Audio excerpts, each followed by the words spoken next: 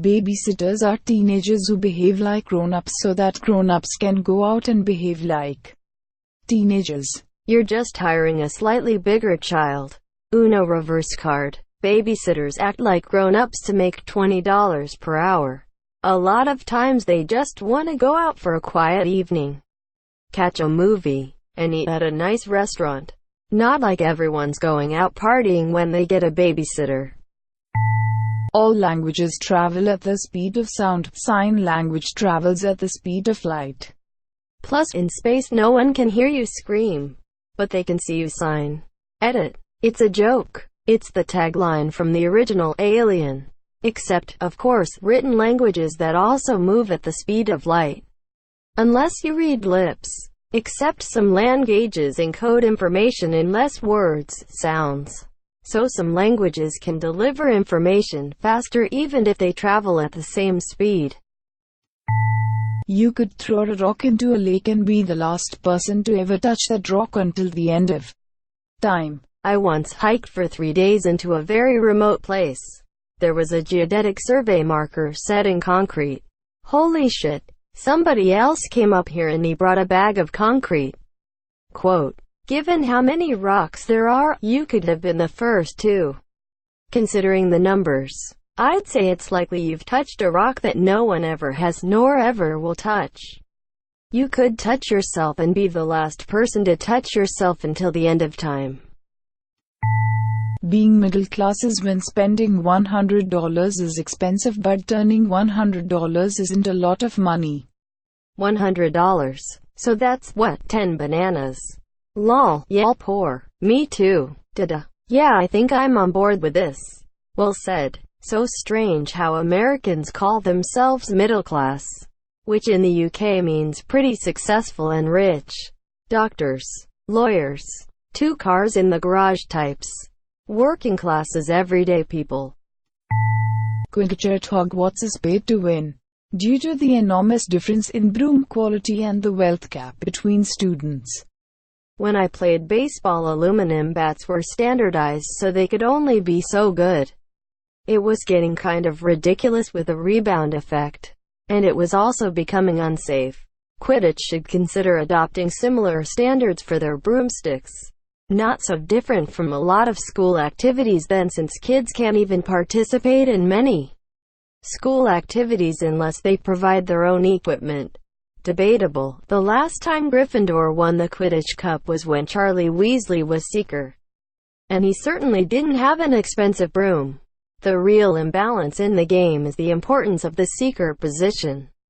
You can have the most expensive equipment money can buy, but without a good Seeker you don't have a chance. Edit. You don't have much of a chance.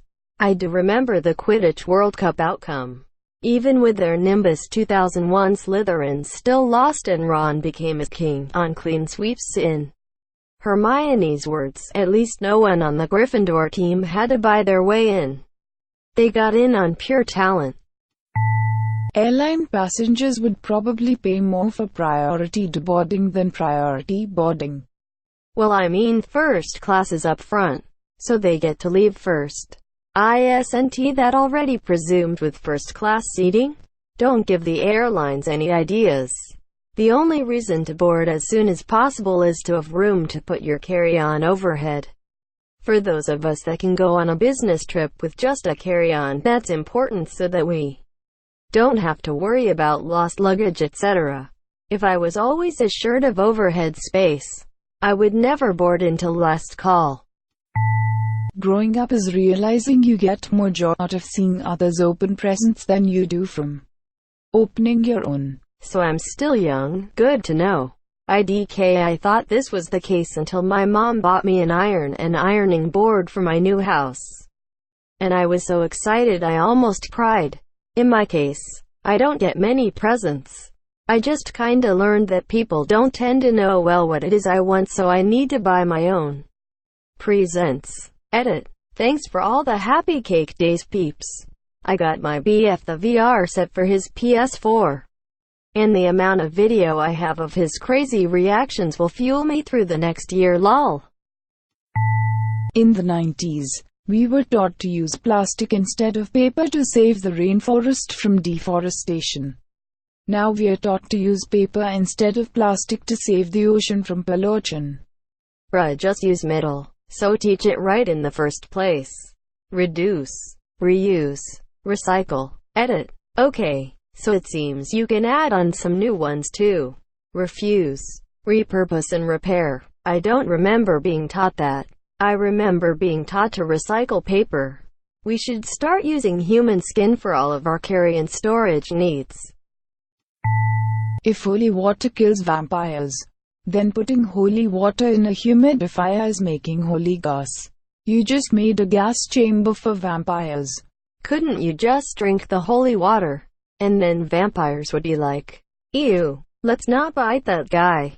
Quote, does the opposite work as well? Can I create holy ice? This is kind of why they don't have vampires in Africa. Toto bless the rains there.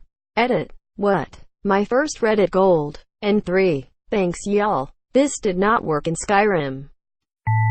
Quitting cable news is like quitting smoking. After a year without you see how disgusting it really is. Quit smoking 28 days ago. Can confirm that it takes less time. 23 days without a cigarette.